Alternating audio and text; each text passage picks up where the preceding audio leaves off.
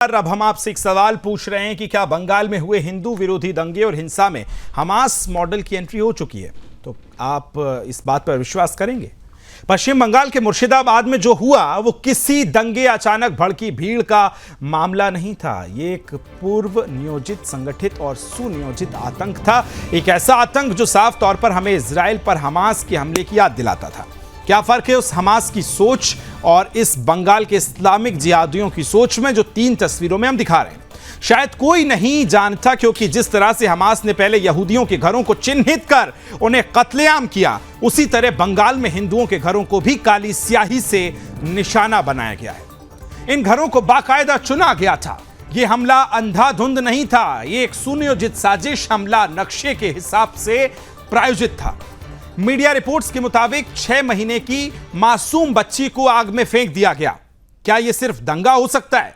नहीं, बल्कि हम कहते हैं कि एक मानसिकता है जिसने इजराइल में बच्चों को जिंदा जलाया। वही जहर अब भारत की धरती पर और शांति का टापू रहा कभी बंगाल, वहां आज देखने को मिल रहा है। क्या लूट हिंदुओं के घरों को जमकर लूटा गया है? क्या यह कोई अचानक से हो गया?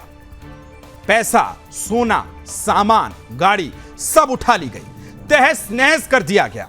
एक टीचर की रिपोर्ट जो सामने आई है वो आपका दिल दहला सकती है, क्योंकि जो कहती है कि जिन मुस्लिम छात्रों को उसने अपने बच्चों जैसा पढ़ाया था, आज वही उसकी जान के दुश्मन बन गए थे। दुश्मन। क्या अब शिक्षा भी कट्टरपंथ की दीवार तोड़ नहीं पा रही है? क्या अब तक मुसलमान संख्या में कम हैं? क्या तभी तक मोहब्बत और तथाकथित जो भाईचारा है, जब संख्या बढ़ जाएगी तो फिर आप सोचिए कि तलवार, आग और नफरत क्या होगा? सोचिए, समझिए। ये कोई पहला मामला नहीं है। देश के कई हिस्सों में इस जनसंख्या जिहाद के बाद दंगा मॉडल को दोहराया जा चुका है। नूह मेवात से लेकर बंगाल तक और बंगाल से लेकर कश्मीर, कितने ही उदाहरण हैं। इतिहास खंगोलिए, पढ़िए, ये समय है पढ़ने का। ये साफ तौर पर बहुसंख्यकों को डराने, कुचलने और भगाने की साजिश है। और सबसे बड़ा सवाल तो यह है कि सरकार क्या कर रही है? क्या इस्लामिक कट्टरपंथियों पर कार्रवाई होगी या उन्हें अल्पसंख्यक कहकर, अल्पसंख्यक, भोले भाले अल्पसंख्यक कहकर बचा लिया जाएगा? क्या बंगाल सरकार यही कर रही है? कब तक हम मंदिरों पर हमले, बच्चियों के साथ बर्बरता और घरों की लूट पर चुपचाप बैठे रहेंगे? बंगाल का यह मामला अब सिर्फ एक राज्य का मामला नहीं है, बल्कि यह भारत के बहुसंख्यक समाज को सीधी चेतावनी देने वाली खबर है। सीधी चेतावनी।